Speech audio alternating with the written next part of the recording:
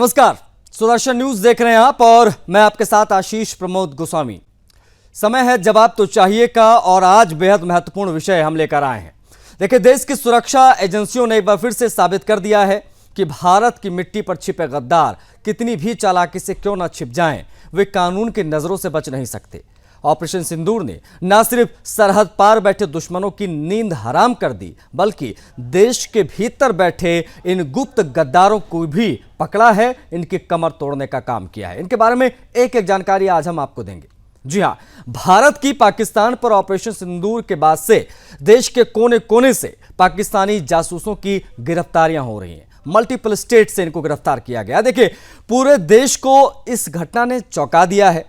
ये जासूस रहते तो आम नागरिकों की तरह थे, लेकिन इनके वास्तविक इरादे राष्ट्र विरोधी थे। ये पाकिस्तान की तरफ से बैटिंग कर रहे थे। देखिए, असम पुलिस अब तक 7 ऐसे जासूसों को गिरफ्तार कर चुकी है जो पाकिस्तान से ओटीपी भेजकर उन्हें भारतीय नंबरों से व्हाट्सएप इस्तेमाल करने में मदद कर रहे थे। हरियाणा और पंजाब पीछे नहीं है। हरियाणा और पंजाब से बीते 11 दिनों में 7 पाकिस्तानी जासूस पकड़े जा चुके हैं। पंजाब से पकड़ी गई गजाला खातून सेना के ट्रक यानी जो आवाजाही के लिए इस्तेमाल होती है और सेना के ठिकानों की जानकारी लगातार साझा कर रही थी बॉर्डर उस पार। प्रसिद्ध यूट्यूबर ज्योति मल्होत्रा ये भी चर्चा में है। पाकिस्तान के पक्ष में सोशल मीडिया पर सकारात्मक छवि पेश कर रही थी। लगातार जब यहां पर युद्ध चल रहा था तो एक एक जानकारी वहां पर बैठे अपने करीबियों से साझा कर रही थी। एटीएस द्वारा पकड़ा गया मोहम्मद मुर्तजा अली, इसके बारे में भी समझ लीजिए। भारत पाकिस्तान तनाव के दौरान एक विशेष ऐप इसने बनाया था, जिसके जरिए वो न्यूज चैनलों की सामग्री और देश के आंतरिक हालातों की खबरें पाकिस्तान को भेजता रहा। हरियाणा पुलिस की स्पेशल इंटेलिजेंस यूनिट के हत्थे चढ़ा देवेंद्र सिंह देखने में तो बच्चा सा है, लेकिन इसने कांड बहुत बड़ा कर दिया। हनी ट्रैप में फंसकर आईएसआई के लिए काम करने लगा, जिसे पाकिस्तान द्वारा जासूसी की ट्रेनिंग भी दी गई। नूह पुलिस द्वारा पकड़ा गया अरमान। देखिए, 2023 से भारत स्थित पाकिस्तान एम्बेसी के अधिकारी दानिश के संपर्क में था और दानिश को खुफिया जानकारियां ये भेज रहा था। वहीं क्राइम इन्वेस्टिगेशन एजेंसी ने जिस नोमान हलाली सेना और ट्रेनों से संबंधित जानकारी इलेक्ट्रॉनिक उपकरणों के माध्यम से दुश्मन देशों तक पहुंचा रहा था, जो 4 बार पाकिस्तान की यात्रा कर चुका है। पाकिस्तान की यात्रा के बाद ये लगातार एक्टिव हो गया। गिरफ्तारी के वक्त उसके पास से 8 पासपोर्ट बरामद हुए हैं।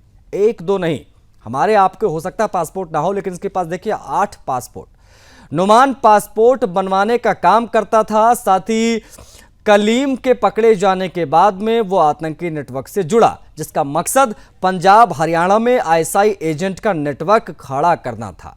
आपको बता दें कि पाकिस्तान की खुफिया एजेंसी आईएसआई के हैंडलर इकबाल उर्फ काना के लिए नोमान जासूसी करता था। और सबसे चौंका देने वाली बात यह है कि ये दोनों उत्तर प्रदेश के शामली जिले के कैराना के रहने वाले।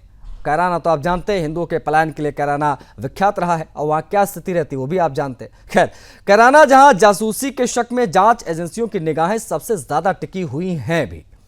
कैराना में रहने वाले कई मुसलमान परिवार के रिश्तेदार पाकिस्तान में रहते हैं। कैराना से संबंध रखने वाले कुछ लड़के पाकिस्तान में आईएसआई के हैंडलर्स भी बनकर बैठे हुए हैं, जहां से कई लड़कों को पाकिस्तान आईएसआई के लिए भी काम करने के आरोपों में गिरफ्तार भी किया जा चुका है।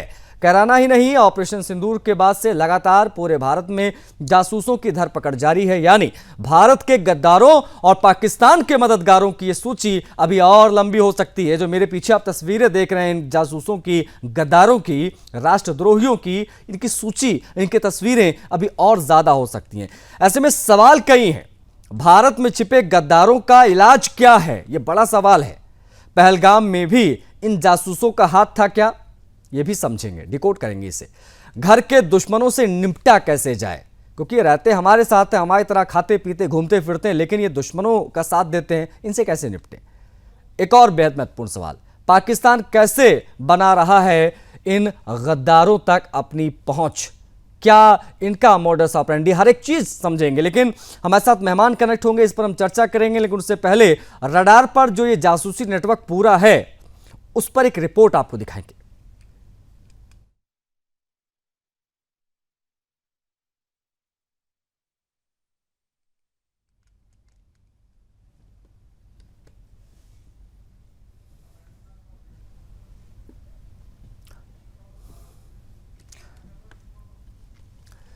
तो बता दें आपको कि जो गिरफ्तार हुए हैं रडार पर जासूसी नेटवर्क जो है उसमें बेहद हैरान कर देने वाले, चौंका देने वाले जो खुलासे हुए हैं उसके बारे में हम आपको बता रहे हैं, क्योंकि ये गद्दार पाकिस्तान के मददगार हैं और ये समझना बहुत ज़रूरी हो जाता है हिंदुस्तान के आस्तीन के ये सांप हैं और ये कितने घातक हैं, इसके बारे में बात करना बहुत ज़रूरी है, क्योंकि ये मल्टीपल स्टेट्स में मिले हैं। ऐसा नहीं कि ये सिर्फ हरियाणा या पंजाब की बात है, ये नॉर्थ ईस्ट तक हैं और अभी तो ये जितने पकड़ में आए हैं उससे ज़्यादा और हो सकते हैं। इसी पर एक रिपोर्ट आपको दिखा देंगे, उसके बाद में चर्चा करेंगे।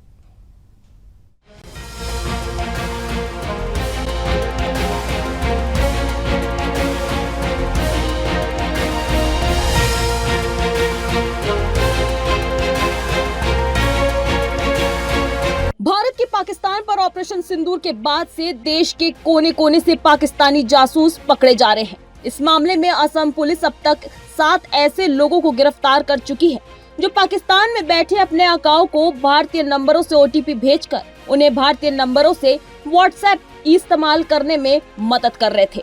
That they had stumbled on a number of people who were sending across OTPs to people in Pakistan to be used to set up Indian WhatsApp accounts with Indian WhatsApp numbers. इसी क्रम में हरियाणा और पंजाब से बीते 11 दिनों में 7 पाकिस्तानी जासूस पकड़े जा चुके हैं। सबसे पहले 8 मई को मालेर कोटला से 2 जासूस पकड़े गए। 13 मई को पानीपत से नोमन इलाही गिरफ्तार हुआ, जिसके बाद पुलिस ने हिसार, नूह, कैथल और जलंधर से जासूस गिरफ्तार किए। इन सभी की गिरफ्तारी के बाद कुछ कॉमन चीजें सामने आई हैं, जैसे आरोपियों का वीजा को लेकर नई दिल्ली में पाकिस्तानी एम्बेसी से संपर्क करना। हिसार के यूट्यूबर ज्योति मल्होत्रा के तो पाकिस्तानी एम्बेसी अधिकारी दानिश से लिंक मिले। इन सभी आरोपियों में ये भी कॉमन फैक्टर मिला है कि ये सभी 20 से 35 साल की उम्र के हैं और मिडिल क्लास परिवार से संबंध रखते हैं। ऑपरेशन सिंदूर के बाद से ही भारतीय खुफिया एजेंसियों की पाकिस्तान से जुड़े इन लोगों पर नजर थी। इनकी कॉल और चैटिंग को इंटरसेप्ट किया गया, जो इसके पाकिस्तानी जासूस होने का भांडाफोड़ हुआ, जिसके बाद इन गद्दारों की गिरफ्तारी शुरू हो गई। गजला खातून, अरमान, देवेंद्र सिंह और मोहम्मद मुर्तजा पुलिस की गिरफ्त में आए ये तमाम गद्दार न सिर्फ गोपनीय जानकारियां दुश्मन के साथ साझा कर रहे थे, बल्कि फर्जी सिम के जरिए देश में घुसपैठ के लिए पाकिस्तान की मदद भी कर रहे थे। जिन जासूसों में प्रसिद्ध यूट्यूबर ज्योति मल्होत्रा का पाकिस्तानी एजेंट निकलना सबसे बड़ा खुलासा है। ज्योति पाकिस्तानी एम्बेसी अधिकारी दानिश के साथ साथ मरियम नवाज के भी संपर्क में थी, जो भारत की खुफिया जानकारी साझा करने के साथ साथ सोशल मीडिया पर पाकिस्तान की छवि चमका रही थी।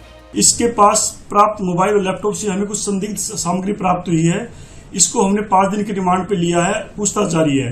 यह लगातार पाकिस्तानी नागरिक के संपर्क में थी, उसके बारे में इससे पूछताछ की जाएगी।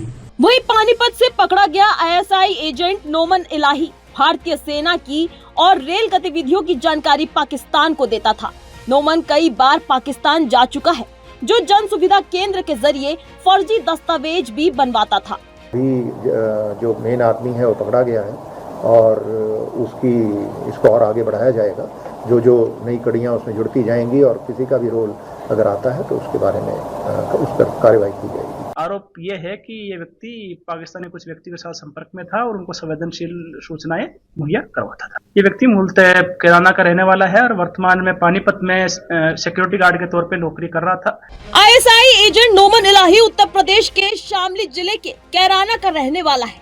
पिछले कुछ सालों में कैराना और उसके पास के कस्बे में रहने वाले कई लड़कों को ISI के लिए काम करने के आरोप में गिरफ्तार किया जा चुका है। नोमन को ISI से जोड़ने वाला इकबाल काना भी कैराना से ही संबंध रखता है।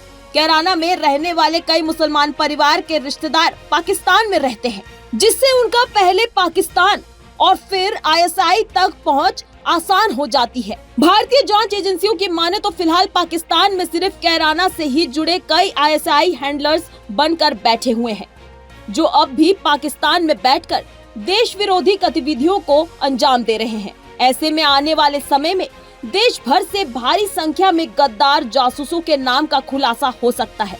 Bureau report, Sudarshan news.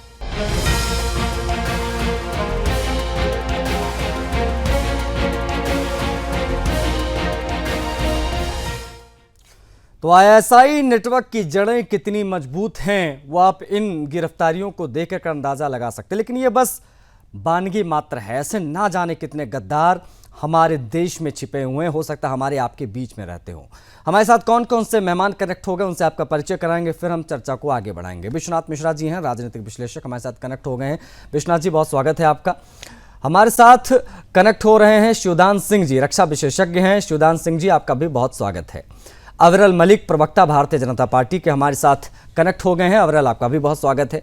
आदेश भारद्वाज, प्रवक्ता कांग्रेस पार्टी के, हमारे साथ जुड़ गए हैं। आदेश जी, आपका भी बहुत स्वागत है। वीएन झा, रक्षा विशेषज्ञ, हमारे साथ स्क्रीन पर दिखाई दे रहे हैं। वीएन झा जी, आपका भी बहुत स्वागत है। शुरुआत में अविरल आपसे करना चाहूंगा आज इस चर्चा की।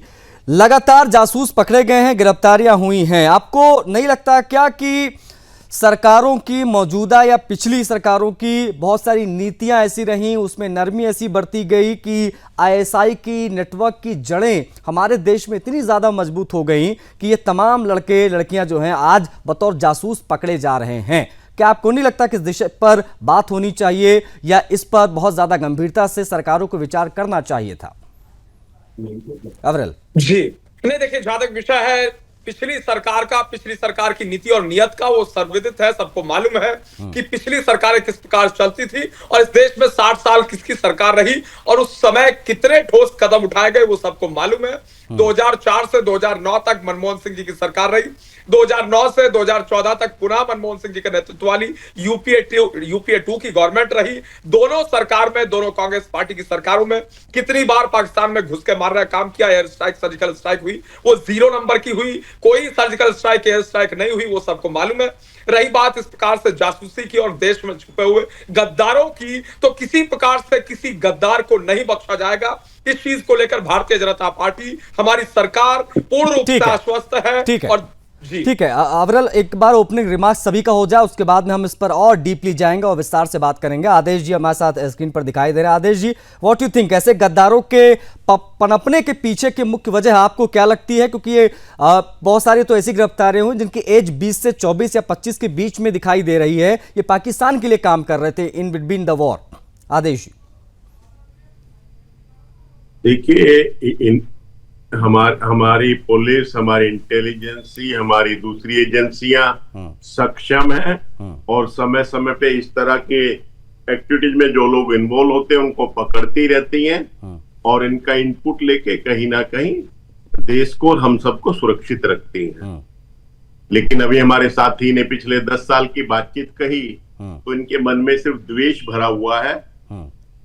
मैं दूसरे कुछ शब्दों का इस्तेमाल नहीं करना चाहता, लेकिन सिर्फ जो है दूसरों की निंदा करके अपने आप को अच्छा दिखाने का जो प्रयास करते हैं, उससे अंदाजा लगाया जा सकता है कि कितना डर और कितना भय और कितना वो उनके अंदर है। इसलिए मैं उस बातों पर नहीं जाता कि उन 10 सालों में क्या हुआ और इन 11 सालों में क्या हुआ। ये तमाम मुझे कहने की आवश्यकता नहीं है। देश के अंदर कितनी बेरोजगारी है, क्यों ये बच्चे हमारे इस तरह जा रहे हैं, दो इनको रोजगार।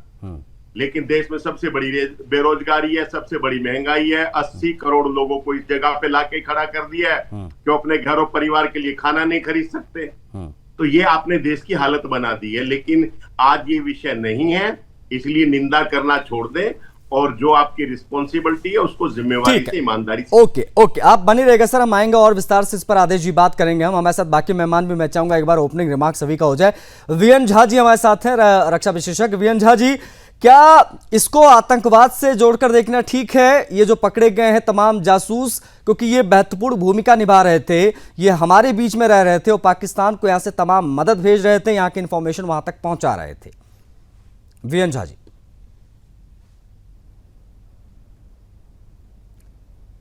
वीएन झा जी, आपकी आवाज सर हम तक नहीं पहुंच पा रही है। आप अपने डिवाइस को एक बार अनम्यूट कर लेंगे तो आपकी आवाज पहुंचेगी सर। जी, सॉरी जी सर।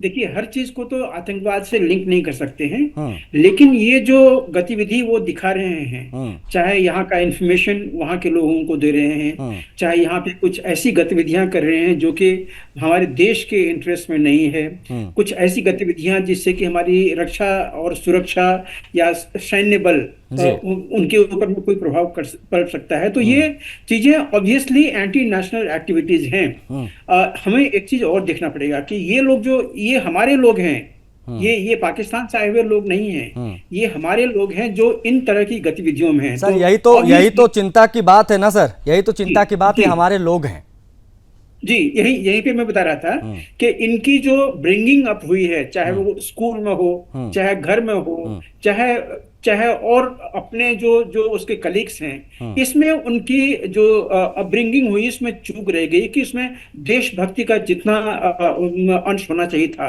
वो नहीं आया हुआ है। हम लोगों में देखिए, हम लोग में देशभक्ति जो है वो काफी पहले से डाला जाता है, स्कूल से ही डाला जाता है, सिखाया जाता है। हमारे फैमिली में एक ट्रेंड होती है कि हम क्या करें क्या नहीं करें, ये सारी चीजें हमें देशभक्त के तरफ में प्रेरित करती है। लेकिन हमारे देश में कुछ ऐसे भी वर्ग हैं जो तिरंगा को सलाम नहीं करना चाहें, उसको सैल्यूट नहीं करना चाहते हैं, जो देशभक्ति का गीत नहीं गाना चाहते हैं, जो अपने सैनिकों का मतलब खुले आम जो जिस तरह से उनका मनोबल गिर सके वो करते होते हैं। और ये इसमें सिर्फ ये छोटे लोग नहीं हैं, ये बड़े लोग इसमें हैं। कुछ लोग तो ऐसे हैं कि जिन्होंने विदेश में जाके ये तो सर वीरेंद्र झा जी, ये तो एक अपब्रिंगिंग की बात हो गई है, लेकिन आजकल जिस प्रकार की टेक्नोलॉजी चल रही है, मैं देख रहा हूं कि इनमें से कॉमन फैक्टर मिल रहा है सर कि ये लोग यूट्यूब, फेसबुक ये सब चलाने वाले लड़के हैं, ब्लॉगर्स हैं, ये वहां जा रहे हैं बतौर हिंदुस्तानी, वहां जाते हैं और वहां पर घूमने के लिए जाते हैं, ब्लॉगिंग करने के लिए जाते हैं, बाकायदा वीज़ा लेकर जाते हैं, लेकिन जब वहां पर जाते हैं, वहां के लोगों के संपर्क में आ जाते हैं तो विद इन अ सेकंड कुछ पैसों के लालच में या हनी ट्रैप में फंसकर ये लोग देशद्रोही बन जाते हैं। ये मुझे लगता है कि इस पर बात होनी बहुत ज़रूरी है। शिवदान सिंह जी भी हमारे साथ है। शिवदान सिंह जी, आप किस प्रकार से देख रहे हैं इस पूरे नेटवर्क को जो अभी सामने आया है? ये 20-20 साल के लड़के, 21-21 साल के लड़के पाकिस्तान के लिए जासूसी करते पकड़े गए सर। देखिए, मैं यहां बताना चाहता हूं पूरे देश को कि पाकिस्तान हमसे 4 बड़े युद्ध हार चुका है और अब उसको यह विश्वास हो गया है कि वो हमारे सामने आमने सामने युद्ध में नहीं जीत सकता है। तो उसने क्या किया है कि हमारे विरुद्ध अपनी आईएसआई के द्वारा परोक्ष युद्ध छेड़ रखा है। परोक्ष युद्ध के 2 हिस्से होते हैं, एक हमारे इंटरनल एजेंट जो हमारे देश में पनप रहे हैं, वो उस परोक्ष युद्ध को उसके पाकिस्तान की तरफ से चलाते हैं, और एक आतंकवादी गतिविधि जो पाकिस्तान की आईएसआई कराती है हमारे देश में, वो उनका एक्टिव एलिमेंट होता है। तो ये इनका पैसिव एलिमेंट है जो हमारे देश में ये एजेंट बैठे इनके पाकिस्तान के आईएसआई के, और वो एक्टिव एजेंट।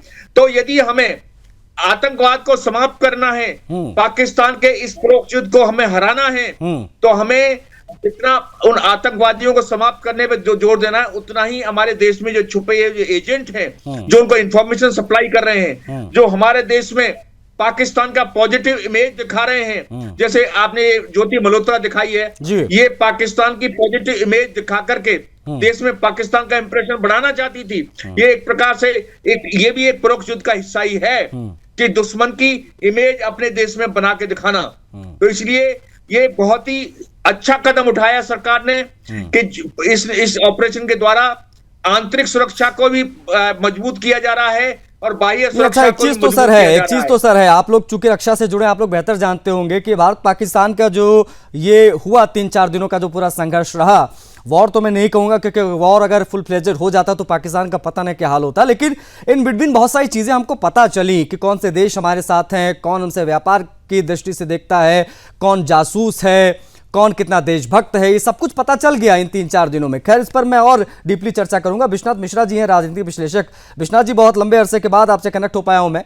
विश्वनाथ जी, कई मल्टीपल राज्यों में पकड़े गए ये एजेंट क्या ये साबित करते हैं सर कि हमारे देश के अंदर पाकिस्तान का ये जो जासूसी नेटवर्क है वो सुनियोजित तरीके से लंबे समय से काम कर रहा था और कर रहा है?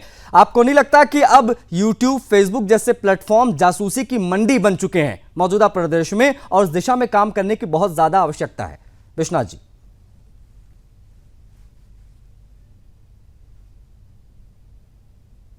विश्वनाथ जी, आपकी आवाज नहीं आ रही है, एक बार अनम्यूट हो जाइए प्लीज।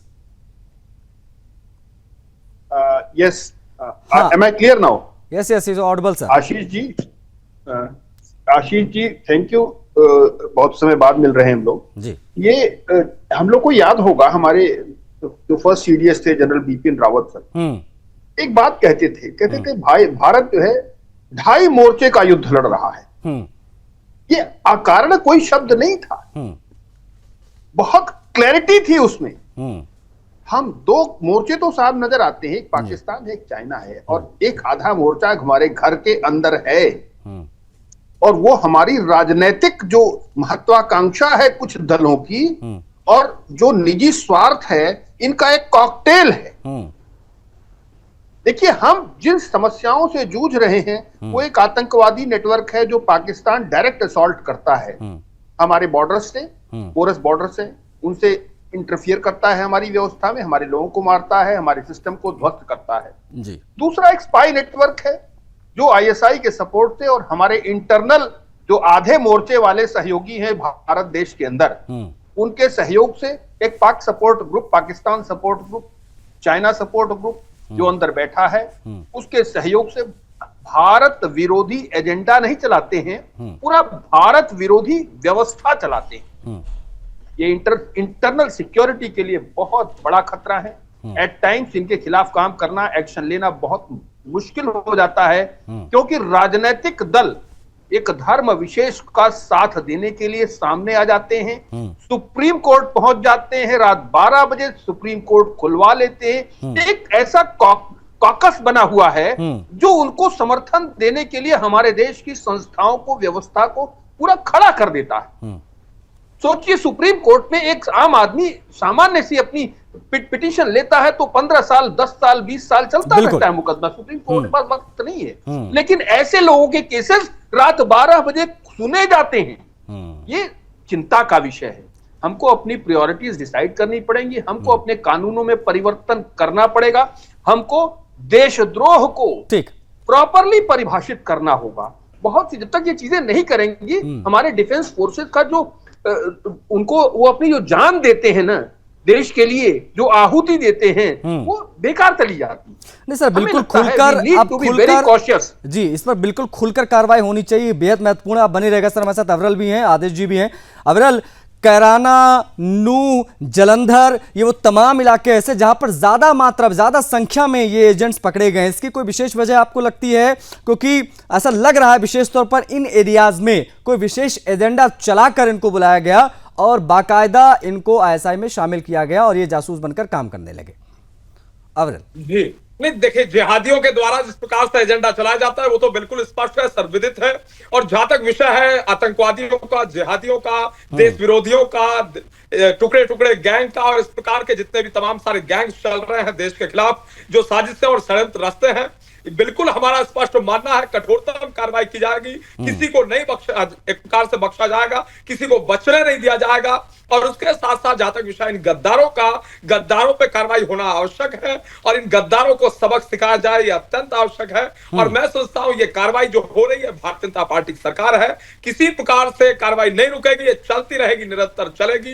एक एक गद्दार को पकड़ पकड़ के निकालने का काम हमारी सरकार, हमारी एजेंसियां निश्चित रूप से करेंगी, पुलिस प्रशासन निश्चित तौर पर करेगा। और जितने भी गद्दार हैं सामने आएंगे जो एक प्रकार से पाकिस्तानी एजेंट के रूप में भारत में घूम रहे हैं, भारत का खाते हैं और पाकिस्तान के पक्ष में बोलते हैं, पाकिस्तान का पीआर करने का काम अपने यूट्यूब चैनल्स के माध्यम से जितने भी लोग कर रहे हैं, निश्चित रूप से इन्हें मुंहतोड़ जवाब मिलेगा, इसमें कोई दो राय नहीं।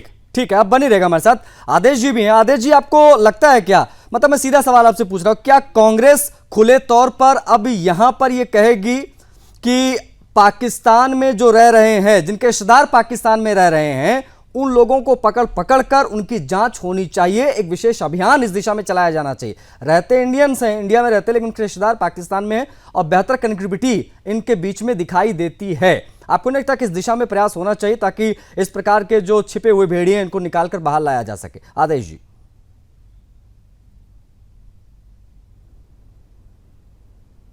भरोसा है और देश जो है, हमारी सेनाओं ने कितनी बारी माकूल जवाब दिए, उनका इतिहास गौरव से भरा हुआ है। लेकिन अब ये नया भारत हो गया है कि इनको हर चीज में संदेह दिखता है, इनसे कुछ संभलता है नहीं। इनके भारतीय जनता पार्टी के एक बहुत बड़े मंत्री कहते हैं कि 140 करोड़ लोगों को देशभक्त होना पड़ेगा। अब लोगों में देशभक्ति की कमी आ गई है। तो ये तरह तरह के सवाल, किस तरह से इनके विजय शाह जी हमारी सेना के लिए किस तरह की भावनाएं रखते हैं, किस तरह से इनके मंत्री जगदीश देवड़ा जी सेना को जो है किस तरह के शब्द इस्तेमाल करते हैं। तो मतलब ये इनके अंदर जरा भी नैतिकता की चीज नहीं है, ना इनको सच्चाई में देश से प्रेम है, ना सेना से प्रेम है। सिर्फ और सिर्फ इनको 24 घंटे जो है किस तरह से सत्ता में बने रहे। ये तो आदेश जी, ये तो बात हो गई कि भाई आपने ये बताया कि ये इन नेताओं ने ये बयान दिए। मैंने जो सवाल आपसे पूछा सर वो ये था कि आपको नहीं लगता कि ऐसे तमाम लोग जिनके रिश्तेदार पाकिस्तान में रहते हो सर, उनसे विशेष पूछताछ होनी चाहिए? जी, ये ज्योति मल्होत्रा किनके साथ जुड़ी हुई है, ये पता चल जाए देश को जो है। अच्छा, आप भी रितम ये ने क्या कहा है जी, नहीं, मैं बस ये समझना चाह रहा था सर।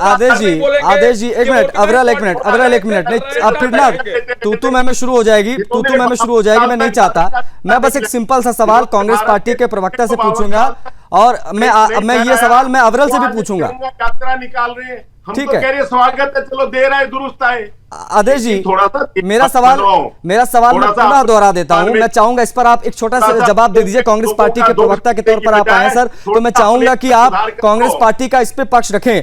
आपको नहीं लगता सर, मेरा सिंपल सा सवाल है सर, कि जो इंडिया में रहते हैं उनके रिश्तेदार अगर पाकिस्तान में रहते हैं तो उन लोगों से कोई विशेष अभियान चलाकर पूछताछ होनी चाहिए, क्योंकि ये संदिग्ध हो सकता है। क्या इसका समर्थन कांग्रेस पार्टी करती है? बिल्कुल होनी चाहिए। आशीष जी, हमारे पास सारी चीजें हैं, हमारे संविधान में किसी को छोड़ने का गुंजाइश ही नहीं है, सबके लिए है। क्या आप नई नई बातें कर रहे हो?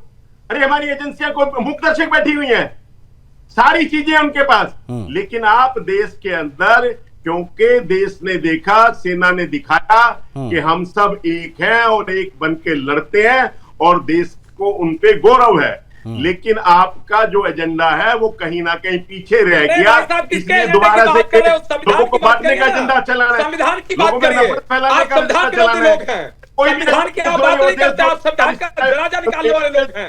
ये बात कर रहे थे संविधान की, कौन सा कानून संविधान की बात करते हैं? संविधान में कौन सा आर्टिकल में लिखा है, रॉबर्ट वाड्रा जी के द्वारा जो बयान दिया गया, आतंकवादी हमले के बाद बयान दिया गया कि इस देश में मुसलमान को सड़क पर नमाज अदा नहीं करने दी जाती, इसलिए आतंकवादियों ने हमला कर दिया। ये रॉबर्ट वाड्रा जी ने बयान दिया, बकायदा रॉबर्ट वाड्रा जी का स्टेटमेंट मीडिया में चला, तमाम न्यूज़ चैनलों में चला कि देश में मुसलमान असुरक्षित है, हमलावरों को प्रतीत हुआ इसलिए हमला कर दिया। ये कौन सा संविधान कहता है? ये कौन सा अनुच्छेद में लिखा है? कौन सा आर्टिकल कहता है? कौन सा आर्टिकल कहता है इस बात को देने के लिए? आप हर चीज को दायरे में आपकी सरकार के लिए कहा जाता है, एक प्रकार से करिए। ये तो अब यहाँ तो मुझे लगता है कि जो मैंने सवाल पूछा था आदेश जी से उसका जवाब मुझे नहीं मिला, लेकिन ब्लेम गेम जरूर यहाँ पर शुरू हो गया। मैं लौटूंगा आदेश जी इस पर। मैं चाहता था कि थोड़ा सा आप क्लियरिफिकेशन वाली बात करें, स्पष्ट कर दे कांग्रेस पार्टी बिल्कुल समर्थन करती है कि इस प्रकार की कार्रवाई होनी चाहिए अगर देश की सुरक्षा की बात है तो। लेकिन अब मैं चाहूंगा कि आप प्लीज कुछ बोलना चाह रहे हैं आदेश जी। आशीष जी, ये हमारी नेता ने कहा था, हाँ, थैला लेके चलने के लिए नहीं कहा था। सेनाओं को किस तरह से सीज फायर हुआ, वो जवान भी चार वो आंतरिक जो आंतरिक सुरक्षा जो कि बहुत गंभीर विषय है, हम इस पर बात कर रहे हैं। आपने बिल्कुल जाहिर तौर पर सबने अपने अपने समय में जी, आपको नहीं लगता कि पूरा नेटवर्क जो है वो जमा हुआ है और इसको जो है अब पकड़ने की बड़ी आवश्यकता है? लेकिन एक चीज बड़ी कॉमन दिखाई दे रही है, लो प्रोफाइल मिडिल क्लास के जो यूथ हैं उनको टारगेट जो है वो किया जा रहा है। दूसरी चीज ये कि यूट्यूबर्स, सोशल मीडिया बहुत ज्यादा चलाने वाले इन लोगों को टारगेट किया जा रहा है। इस दिशा में क्या होना चाहिए और जो नए युवा हैं इनकी मेंटालिटी को आप किस प्रकार से देखेंगे अपने अनुभव के हिसाब से? प्रियंका झा जी। आज के दिन में बहुत जरूरत है कि जिस तरह से देश में एक सोशल मीडिया का, इंटरनेट का प्रसार हुआ है और उससे कम्युनिकेशंस बढ़ी हैं, लोग यहाँ देश बैठ के बाहर से वो ट्रेनिंग लेते हैं। बाहर की जो आइडियोलॉजी है यहाँ पे पाली पोसी जाती है। तो हमारा जो कानून व्यवस्था है वो आज से आप कह सकते हैं लगभग 80 साल पुराना है। अब भारतीय न्याय संहिता आई है, इसमें कुछ अच्छी चीजें हैं, लेकिन पूरे के पूरे जो कानून व्यवस्था है इसको दो चीजों में बड़ी अच्छी तरह से डिस्टिंक्शन रहना चाहिए। अभी सरकार ने, चाहे केंद्र सरकार हो या स्टेट गवर्नमेंट हो, लॉ एंड ऑर्डर को दे दिया है स्टेट गवर्नमेंट के अंदर में। यहाँ को कहीं रिव्यू करना पड़ेगा क्योंकि वो ऐसे मसले जो कि नेशनल सिक्योरिटी से संबंध रखते हों वो डायरेक्टली यूनियन गवर्नमेंट के अंदर में होनी चाहिए। उसकी जो जो जो अभी जो आज के दिन में जो जिस तरह से डील होती है उसमें एक आमूल परिवर्तन होना चाहिए। दूसरी, देशभक्ति जो है वो बचपन से लोगों में डालनी चाहिए, इसका कोई दूसरा जो विकल्प नहीं होना चाहिए।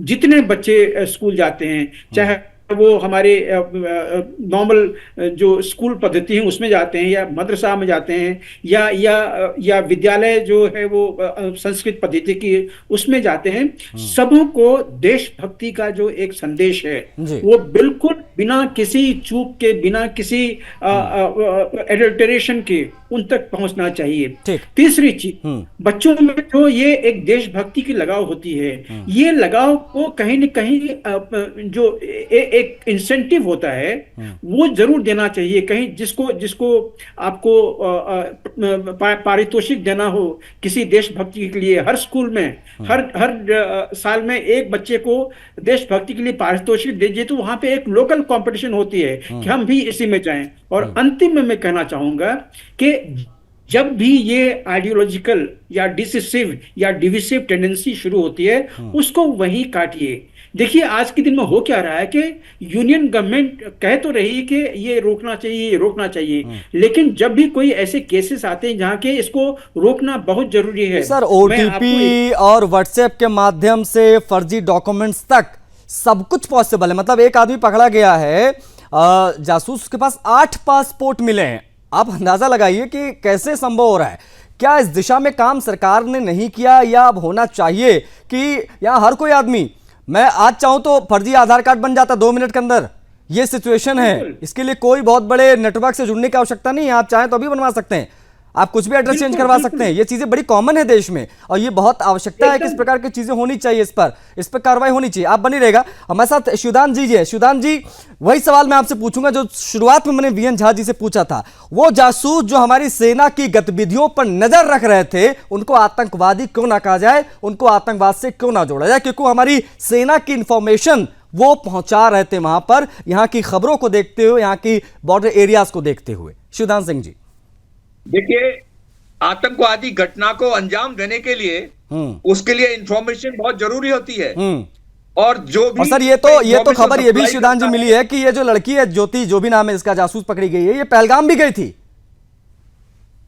मैं आपको बता रहा हूं, इस लड़की ने पहलगाम में जाके पूरे एरिया को छानबीन की है और उनकी उसकी बारीकियां, उनके फोटोग्राफ सप्लाई किए हैं।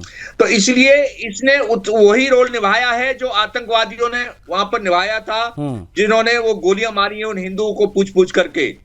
तो ज्योति मल्होत्रा भी उतना ही दोषी है जितना वो आतंकवादी थे। तो जो भी, जैसा मैंने बताया, आतंकवादी घटना के 2 हिस्से होते हैं। एक जो इंफॉर्मेशन सप्लाई करते हैं या उनका इंतजाम करते हैं उनको रहने का, खाने का, और दूसरा जो आतंकवादी घटना को मौके पर जाकर अंजाम देते हैं। तो ये दोनों बराबर के भागीदार होते हैं और इनको बराबर की तरह से ट्रीट किया जाना चाहिए कानून की नजर में। इसलिए ज्योति मल्होत्रा भी उसी सजा की हकदार है जो सजा उन आतंकवादियों को मिलनी चाहिए थी यदि वो पकड़े जाते तो इसलिए जो भी ज्योति मल्होत्रा ने जो काम किया है, बहुत बड़ी गद्दारी का काम किया है।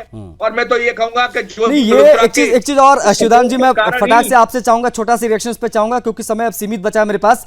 ये जो लोग वहां गए, ज्योति से लेकर जितने भी नाम हैं, ये गए प्रॉपर तरीके से, जैसे कि हम और आप कहीं पे जाने के लिए वीजा वगैरह अप्लाई करते हैं वैसे ही गए, लेकिन वहां जाने के बाद इतनी इजीली कैसे इन्फ्लुएंस हो जाते हैं? इसके पीछे की मुख्य वजह क्या लगती है? कैसे इतने जल्दी वो संपर्क में आ जाते हैं, उनके लिए काम करना शुरू कर देते हैं, भूल कर कि हम अपने देश के खिलाफ गद्दारी कर रहे हैं?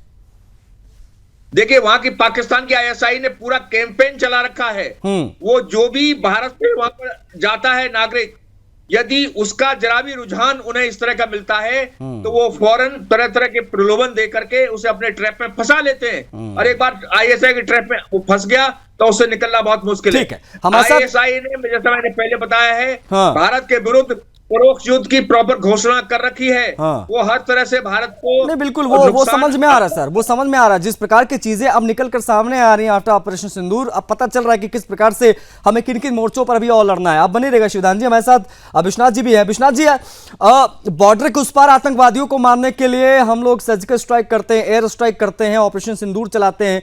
ये जो अंदर बैठे गद्दार हैं, इनको पकड़ने के लिए कौन सा ऑपरेशन चलाया जाना चाहिए और अब तक क्यों नहीं चला? आखिर इतना आसानी से आज के समय में जब हम कहते हैं कि हमारी जो एजेंसीज हैं बड़ी हाईटेक हैं, तमाम बड़े दावे, तमाम बड़ी बातें होती हैं, लेकिन फिर भी ये 20-20 साल के लड़के जासूसी करते पकड़े जा रहे हैं। विश्वनाथ जी। आशीष जी, अपराध को रोकने के लिए सबसे जरूरी चीज क्या है? डेटरेंट। डेटरेंट बहुत जरूरी है। जब तक वो डेटरेंट जितना सख्त होगा, अपराध को रोकना उतना आसान हो। हमारे देश में आज स्थिति क्या है? स्थिति यह है कि आप जितने बड़े अपराधी हों, आपके पास 2 वकील हैं जो चाहे जितना बड़ा देश के विरुद्ध अपराध करके आइए, 2 वकील रात में आपको 12 बजे खड़े होंगे और सुप्रीम कोर्ट की कोई भी कोर्ट, सीजीआई की कोर्ट खुलवा करके और आपके लिए खड़े हो जाएंगे। अच्छा, आज मैं ये भी कहीं सुन रहा था Vishwanath ji, sorry to interrupt, आज मैं कहीं पढ़ रहा था, उसमें लिखा था ये ज्योति मल्होत्रा गिरफ्तार जो हुई है ये कितने दिनों के लिए जेल जाएगी? मुश्किल से मुश्किल 6 महीना, 4 महीने, उसके बाद छूट जाएगी। है इस प्रकार की बातें भी हो रही हैं, हमारे कानून के प्रावधानों की जिक्र भी लोग कर रहे हैं। वो तो उस पर मैं आ रहा, सेकंड पॉइंट जी, मैं इमीडिएट जो है, जो हमारा जुडिशियल सिस्टम है, highest echelons of our judicial system, मैं उसकी बात कर रहा हूं। 2 वकील हैं, वो तुरंत खड़े होंगे। जो करोड़ों रुपया लेते हैं एक उपस्थिति का, क्यों खड़े होते मैं नहीं समझ पाता हूं। क्यों खड़े होते? ये इनका रिश्ता क्या है इस अपराध से? कभी इस पर चर्चा नहीं होती है। हमारा सुप्रीम कोर्ट क्यों तैयार हो जाता है इसको सुनने के लिए, मैं नहीं समझ पाता हूं। देखिए, एक बार एक डायलॉग था, किसी मंत्री ने दे दिया था, गोली मारो गद्दारों को, कुछ इसी तरीके का था। बहुत शोर शराबा विरोध हुआ था। भाई, गद्दारों को गोली मारने से अपराध क्यों? किसी को दर्द क्यों होना चाहिए? अगर कोई गद्दार है, अब मैं नाम नहीं लेना चाह रहा था, वही, अगर कोई गद्दार है उसको गोली मारने में क्या दिक्कत है? मैंने डेटरेंट शब्द का प्रयोग किया। देखिए, डेटरेंट वो तो केवल डायलॉग था, मैं तो कहता हूं कि डेटरेंट इतना सख्त होना चाहिए कि उसका prosecution should be so Swift, और सुप्रीम कोर्ट को कतई कम से कम उनको एक्सेप्ट तो नहीं ही करना चाहिए। ठीक है सर, हमारे पास उसके बाद इतनी स्पीडी समय थोड़ा सा जी विश्वनाथ जी, समय थोड़ा सा सीमित है, मैं इसलिए माफी चाहूंगा, इंटरप्ट मुझे करना पड़ा आपको, लेकिन आप सभी जुड़े, आप सभी का बहुत आभार, समय देने के लिए आप सभी का बहुत शुक्रिया। विश्वनाथ मिश्रा जी, शिवदान सिंह जी, अविरल मलिक जी, आदेश भारद्वाज जी और वीएन झा साहब, बहुत शुक्रिया आप सभी का जुड़ने के लिए। रडार पर जासूसी नेटवर्क, आज हम इसकी बात कर रहे हैं क्योंकि अब ये कहा जा रहा है कि बॉर्डर के उस पार वाले आतंकवादियों को मारने के लिए हम ऑपरेशन सिंदूर और तमाम चीजें कर रहे हैं, जिसकी हर तरफ तारीफ सराहना हो रही है, लेकिन देश के अंदर छिपे इन गद्दारों को कैसे पकड़ा जाए? वजह क्या लगती है? सोशल मीडिया इन्फ्लुएंसर्स, यूट्यूबर्स, इन सब का बड़े आसानी से पाकिस्तान के प्रति काम करना, उनके लिए जासूसी करना, ये कैसे अचानक से शुरू हो जाता है? आईएसआई किस प्रकार के नेटवर्क के तहत काम कर रहा है? इस पर कितनी बात होनी चाहिए, कितने प्रयास होने चाहिए कि इस प्रकार के देशद्रोहियों को पकड़ा जा सके? जो आप मेरे पीछे देख रहे हैं, ऐसे ना जाने कितने अभी और होंगे। आपको नहीं लगता क्या कि इनको पर कोई विशेष अभियान चलाकर कार्रवाई होनी चाहिए? एक ऑपरेशन घर के अंदर भी जरूरी है। इस चर्चा में इतना है, मुझे आज्ञा दीजिए। जय हिंद।